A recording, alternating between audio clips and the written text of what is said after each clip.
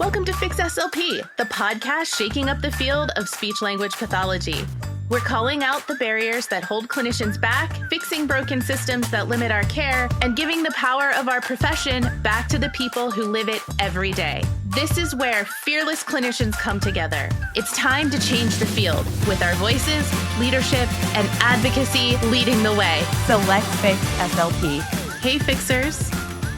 Well, this is awkward. This is normally where I say welcome back, but perhaps you should be saying welcome back to me. This episode is called Proof of Life. It's not because I disappeared forever, but it's because I disappeared without explanation for about 8 weeks. So if you're a listener, a supporter, a sponsor, or a partner who has felt confused or frustrated or even angry, this episode is for you. I want to be clear, direct, and grounded today. This is not a crisis episode. It is a reset episode for me. This has been a planned episode for a few weeks as I have jumped back into work, full-time fixing, and a very planned and sustainable schedule with really firm boundaries surrounding everything that I do. So I'm here. I'm okay. Fix SLP is alive. We're moving forward, but we are going to be moving forward extremely intentionally. So for the last 8 weeks, I went dark. There hasn't been any podcast episodes. I have been off social media almost completely. For that amount of time, I have not signed into Instagram at all. Not personally, not for Fix SLP. For the bulk of it, I was also not on Facebook. There have been a few times where I needed to jump on for other things, and then I could feel myself starting to get sucked in. So I had to back off and just exit out. But that was personally, not professionally. This was a very deliberate decision. And it wasn't because I stopped caring. It wasn't because Fix SLP was ending or on the verge of ending. It's not because something blew up publicly or privately behind the scenes. I stepped away because my mental and physical health required a full stop. I didn't step back. I didn't slow down. I stopped. I stopped everything for a hot minute. And I didn't communicate that well or really at all to my folks on social media. That part is on me. I take full responsibility for that. I could have done better there. But here's what I want everyone to understand about the last 8 weeks. Fix SLP has continued to exist. There are a ton of things that are happening behind the scenes that continue to happen with or without my presence. Fix SLP operates entirely to this point on unpaid labor. Mine, the team, our volunteers. And we're doing advocacy, all of us, at a level that is not passive. Especially for me behind the scenes, it involves conflict, pressure, hundreds of emails, legal language, meetings, public criticism, constant decision-making. That has been fine.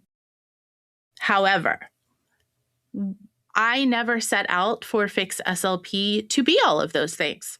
I set out to post and educate, and I personally have chosen to take all of that on. Again, that's on me. This isn't a complaint.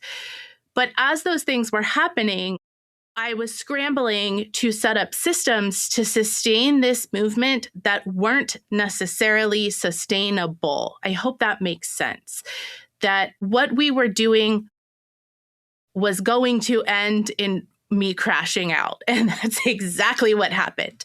Because at the same time, I was carrying my PRN and clinical work. I have a business, so I had business responsibilities. Family responsibilities, I think, are what have taken the biggest toll here. And if you've been around for a while, you might know some of this. I've shared some of this, but I have really struggled to share all of it publicly because some of it's not my story to tell. However, as a care partner, some of it is my story to tell. And I want to share some of that with you and how it has weighed on my mental health. Again, not as a complaint, but I think because it's stuff that we all go through. There are, I think, a lot of listeners listening to this who might find themselves in very similar types of situations. The circumstances might not be the same, but I want people to hear about what's been happening. Especially as a speech language pathologist, a lot of this has been directly tied to one of my areas of specialization, which has been adult neurology. So last January, my brother had a seizure on New Year's Eve when he came home from work. He lived almost 2 hours away from me with his partner, who we learned very quickly was not going to be supportive of his medical care. So she was not willing to drive him to appointments and at times not even to the pharmacy to get his medications. So I became the care partner, finding myself all winter, January, February, March, driving through snowstorms and varying weather conditions to pick him up, drive him 45 minutes to the Cleveland Clinic, 45 minutes back, and then the 2-hour drive home, all while still doing all of those other responsibilities, all while fixing. At the same time, in December of 2023, so not long after Fix SLP started, my mom was diagnosed with breast cancer. She made it through surgery great. And a couple weeks later, actually right around the time ASHA announced that they were increasing their rates, she had a pretty serious setback that landed her in the ICU at the Cleveland Clinic for almost a week, and then another 3 weeks on the floor. So she was in the hospital for almost a month. She then lived with us for a month. And then for the rest of 2024, we had that ongoing breast cancer treatment. So she's in remission. Thank goodness, breast cancer treatment is done. However, during that time, I noticed that my mother had changed. Very specifically, and I'm talking to all my SLPs out there who know about brain function, she could not stay in a lane on the road, always going left of center. We had some scary calls on the road, back and forth to the Cleveland Clinic for her cancer treatments. There was a time she pulled right out in front of a semi. So by spring of last year, I was starting to pursue figuring out what was going on with her. I was thinking she had a left-sided neglect, but that didn't make sense because there were no other signs of a stroke. We do have a diagnosis now. She has been diagnosed with mild cognitive impairment, very specifically with deficits in language and executive functioning. I do think that it was the chemo that advanced probably a pre-existing condition. But with that, she is also no longer allowed to drive. So for the better part of this past year, I have been the sole care partner for 2 people in my family because my dad is gone, who can't drive because my brother was not able to drive for 6 months. It was such a relief. By July, he was driving and helping for about 2 weeks, and then he had another seizure.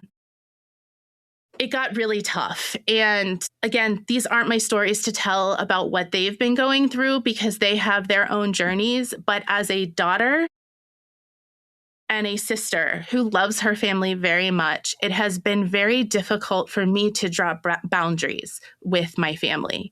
And I found myself at times at their beck and call. My mom was making appointments and scheduling things without really doing a good job of consulting me first. And so then I had to meet the pressures of getting her somewhere when I had something else scheduled. That has been very difficult for me. So as 2025 progressed, I noticed some pretty early warning signs. I was getting really irritable.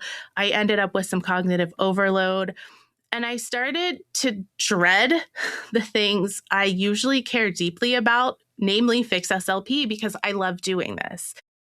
And so that was my cue by the fall. By the time ASHA was over, with Thanksgiving coming up, I had to stop. I could not push through anymore. I was starting to have physical symptoms from the stress that were weird and concerning. And I didn't collapse. I didn't implode, but I made a preventative decision and I stepped away before I started to resent Fix SLP before I started to resent being a Girl Scout leader, because that's something that takes up a lot of my private time that I really enjoy. Before I was completely burnout, and before poor leadership showed up publicly, although I think that it has shown up publicly. Again, I'm taking responsibility for this. But I needed to take care of myself. So something that I did is, you've heard me say before, I go to therapy. I am a huge advocate for therapy. I've been going for years. When I first started, every week, and then it went to every other, and occasionally once a month or every other week, just depending on what I had going on. But I very quickly got myself back into therapy once a week, where we started talking about the things that I care about, the things that I enjoy, where I was failing in life, how I could function in a better capacity to be a better mother, wife, daughter, leader, all of the things. And so I have really pulled away, including Girl Scouts, really pulled away from everything and started adding those things back in, starting with my family, my direct family in this house, my kids and husband that I had not been showing up for either. I started being more purposeful. And so that's what I've personally been doing behind the scenes, is taking care of myself. And I hope that I can inspire you, some of you, to recognize what has been happening to me, to say, you know what? I'm burnout. Like, burnout culture is real. If I can inspire you to recognize that and step away and start saying no, that would go a long way. And I'm glad then that I shared. I want to speak directly to the frustration that has shown up online. I have not been reading comments. I have not been reading the Reddit threads that have been sent to me, because I did what I had to do to stay married, to stay employed, to for sure continue to lead this movement in a way that it deserved. So I'm not going to let those things pull me down, but I've had followers who have messaged me. I've had friends who have messaged me. And it sounds like some of what's being said is fair. It also sounds like some of what's being said has crossed the line, but also both can be true. And I understand why paying partners and supporters have felt unsettled. When someone you invest in goes silent, your brain fills in the gaps, right? What I won't accept and what I won't normalize is hostility or intimidation. Fix SLP is not a product someone has purchased. It is a movement that someone is choosing to support. Support does not equal control, okay? Advocacy does not require me to constantly be accessible at the expense of my health. That said, communication matters, right? Communication matters. I should have said something. I have learned my lesson. I am saying it publicly to the thousands. I've learned my lesson. I apologize. And that boundary that you have been putting up has been noted. I also take responsibility for teaching our followers what to expect, for teaching my team what to expect from me. I have been 100% accessible to the SLP community at the cost of everything else for 2 years. You didn't ask for that. It is pressure that I put on myself. Again, I'm taking full responsibility. I can put a pin in the moment it happened. And the moment it started happening was the day that ASHA raised their rates. I was sitting in my living room. My kids were down for bed. My husband was on the couch and I was in our armchair, and I opened social media and there were hundreds of messages. And I felt the weight of it at that moment. And I looked at my husband and I said, I have to answer these people. They're reaching out for help as a resource, as a place to turn. And I have to answer every single one of them. I said, this is probably going to take a lot of time. Are you okay picking up the slack while I try to get through all of these? And God bless that man. He said yes, except I never stopped. And he has been picking up the slack in this house more and more and more and more. And I have been throwing myself into Fix SLP more and more and more and more. And again, I do it because I love it, right? And no one is asking me to do this. I did this to myself. But I also think there's a lesson to be learned here. How many of us are doing this in life with something else, with our job, with a hobby, with something? What I ended up doing is teaching everyone, when you message me, I'm going to respond to you sometimes in the middle of the night because I don't sleep well. So sometimes I am online in the middle of the night. And what it came to was me holding my phone in my hand in every free second, in line at the bank, in line at the grocery store, sitting instead of watching my kids play their sports, sitting online. For numerous holidays, bringing my computer to work on content during family holidays or to answer emails or messages during family holidays. And that is not healthy. Again, I did that to myself, but it had to stop. And it is why I had to completely pull out to reset. So the pause that I took gave me clarity, not distance. I looked hard at what is sustainable about the things that we have done as a team, about the things we have done as a profession, and about the things that I have personally done, and what is not sustainable. I asked, what work has actually moved the needle as part of this movement? What drains my energy without any impact at all in the field? And what am I uniquely positioned to do as the leader of this movement? And what am I not? And in those nots, is it something we still need? Number one. And number two, is it something I can pay someone to do? What do we need? And can I hire someone to do it if it doesn't take me? So I didn't abandon Fix SLP. At the end of the day, in my head, I was protecting it because burned out leadership doesn't serve anyone. And I think movements don't fail because people rest. They fail because leaders ignore their limits.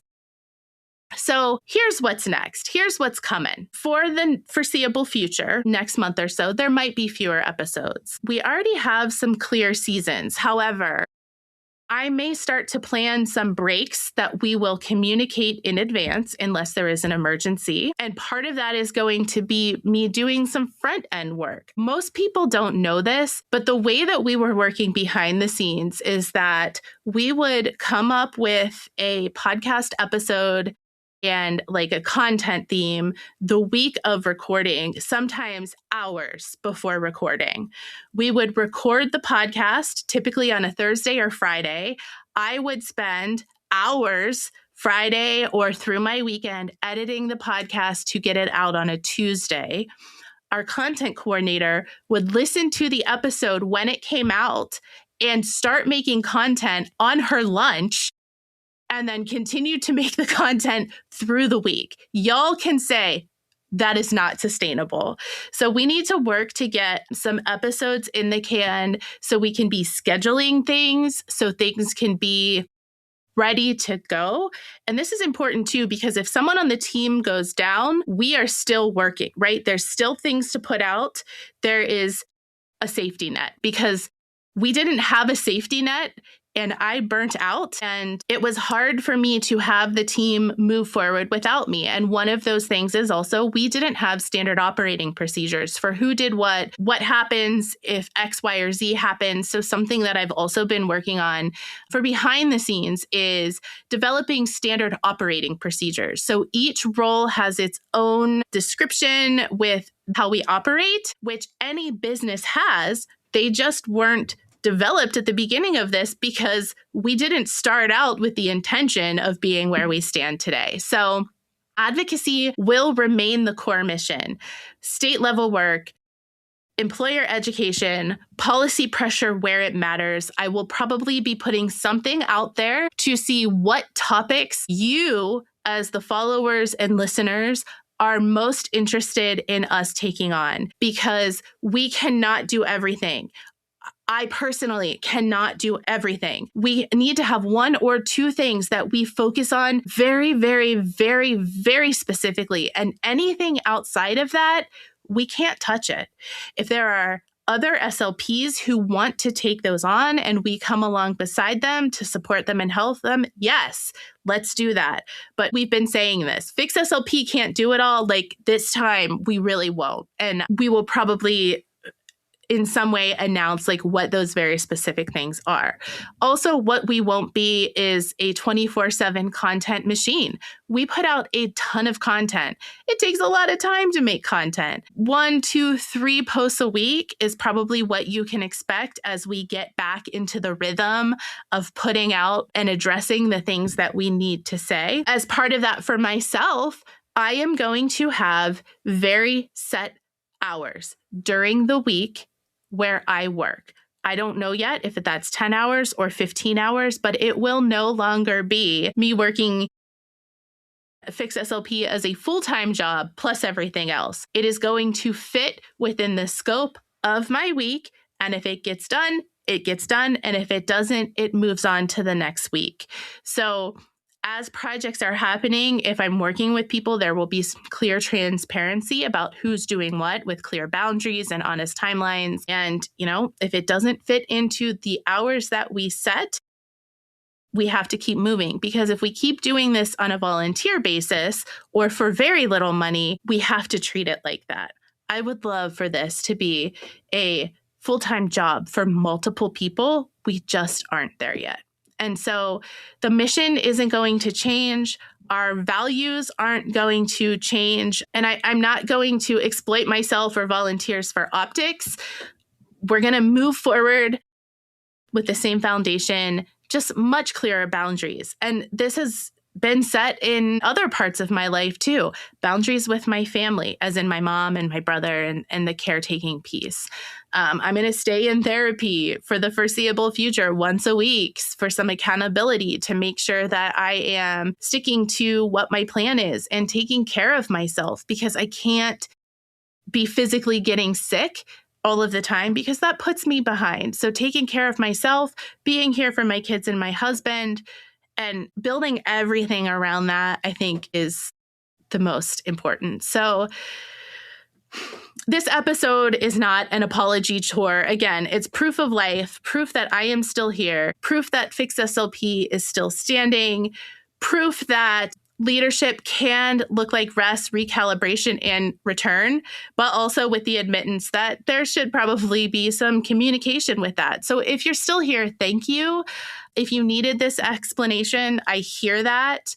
And if you're uncomfortable with the boundaries I've set, that might mean that this space isn't for you. But hopefully you understand that we do this for free. We are still figuring out what this looks like and the inner workings of all of this to make it sustainable. So we're just going to move forward from here with clarity. And I hope that excites you. There are a lot of things that have happened that I was like, oh, I want to get on and talk about this. People still send things. I have approximately 1,200 emails to get through that I started going through this week. I answer all of them. So if you have emailed me about something, you will get a response. Just know if you're a sustaining partner, you do have the ability to log in and control that on your own. However, if you need help from me, if I've missed something by the time I get to you, I always make it right. I always have, I always will. And the other thing you can look forward to is in November, our legal team finally got a quote and some direction that SLPs might want to pursue. We did not meet in December. I have to get an email out in the next day or two about getting a meeting scheduled so we can talk about where we left off and how to best move forward with what we have in front of us. I think it will be very exciting for some of you, but also being realistic, I don't know if we can do it. I did speak to our lawyer. They said, hey, you've got to come on the podcast and give a little chat about what's been going on. So that is upcoming. I don't know how soon, but sooner than later on my timeline, because it's time that you heard from him. And moving forward with the decisions that we have in front of us can't be my decision alone. So with that, thank you for listening. Thanks for staying with me to the end, and I will see you again soon. Thanks for fixing it. Thanks for listening to the Fix SLP Podcast, the podcast shaking up the field of speech-language pathology. Don't forget to check out our social media or fixslp.com for our latest promo codes for continuing education, therapy materials, merch, and more. Supporting our sponsors also supports our Fix SLP team. Don't just listen, be a part of the change. Share this episode and our social media content, and let's keep fixing the field one fight at a time.